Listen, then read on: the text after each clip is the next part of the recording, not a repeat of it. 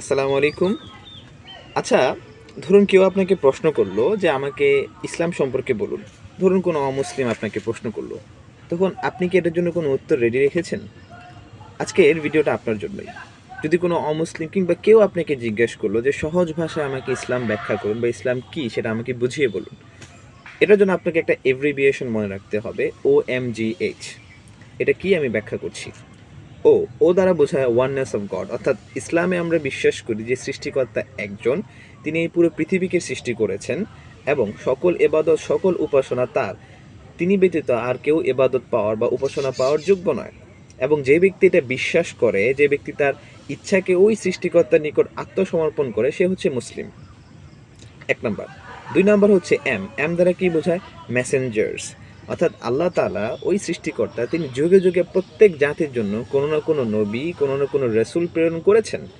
যেমন আল্লাহ তাআলা বলছেন সূরা নাহল, কোরআন মাজিদের 16 নম্বর সূরার 36 নম্বর আয়াত, ওয়ালাকাদ বাআসনা ফি কুল্লি উম্মাতির রাসূলান আন ইবুদুল্লাহা ওয়াজতানিবুত তাগুত, যে আমি প্রত্যেক জাতির জন্য কোনো না কোনো রসুল প্রেরণ করেছি, কোনো না কোনো নবী প্রেরণ করেছি এই বার্তা দিয়ে যে তোমরা আল্লাহর ইবাদত করো এবং তাগুতকে পরিত্যাগ করো। এবং 3 নম্বর যেটা হচ্ছে সেটা হচ্ছে জি জি ফর গাইডেন্স। এখন ওই নবী রাসূল, প্রত্যেকটা নবী রাসূল একটা বার্তা নিয়ে পৃথিবীতে প্রেরণ করেছেন যে তোমরা একমাত্র আল্লাহর ইবাদত করো। এবং প্রত্যেক নবী রাসূলের সঙ্গে আল্লাহ তাআলা কোনো না কোনো গাইডেন্স যুক্ত করে দিয়েছেন। যেমন আমাদের নবী মুহাম্মদ রাসূলুল্লাহ সাল্লাল্লাহু আলাইহি ওয়াসাল্লাম, তিনি হচ্ছেন আখির নবী, তারপরে আর কোনো নবী কিংবা রাসূল আসবেন না। এবং তার উপর আল্লাহ সুবহানাহু ওয়া তাআলা কোরআন নাজিল করেছেন, আর কোরআন হচ্ছে মানব জাতির জন্য হেদায়েত। এবং ঠিক তেমনি প্রত্যেক জাতির জন্য আল্লাহ সুবহানাহু ওয়া তাআলা যে সকল রাসূলকে প্রেরণ করেছেন, সেই সকল রাসূলের সাথে আল্লাহ তাআলা একটা গাইডেন্স দিয়ে দিয়েছেন। কিন্তু প্রত্যেকটা নবী রাসূলের বার্তা এক ছিল, যে তোমরা কেবলমাত্র এক আল্লাহর ইবাদত করো।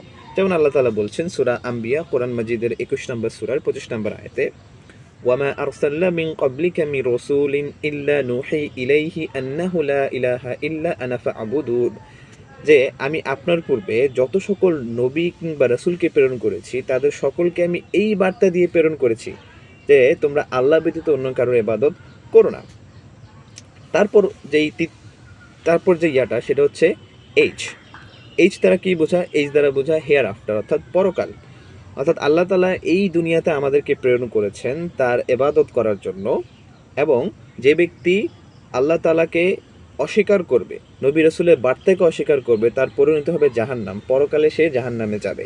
আর যে ব্যক্তি আল্লাহ তাআলাকে স্বীকার করবে, আখির নবী মুহাম্মদ রাসূলুল্লাহ সাল্লাল্লাহু আলাইহি ওয়াসাল্লামকে শেষ নবী হিসেবে বিশ্বাস করবে এবং যথাযথ আমল করবে, সকল প্রকার খারাপ কাজ থেকে বিরত থাকবে, ইসলামের বিধিবিধান অনুযায়ী চলবে, তার স্থান হবে জান্নাত। এটি হচ্ছে সংক্ষিপ্তভাবে ইসলাম।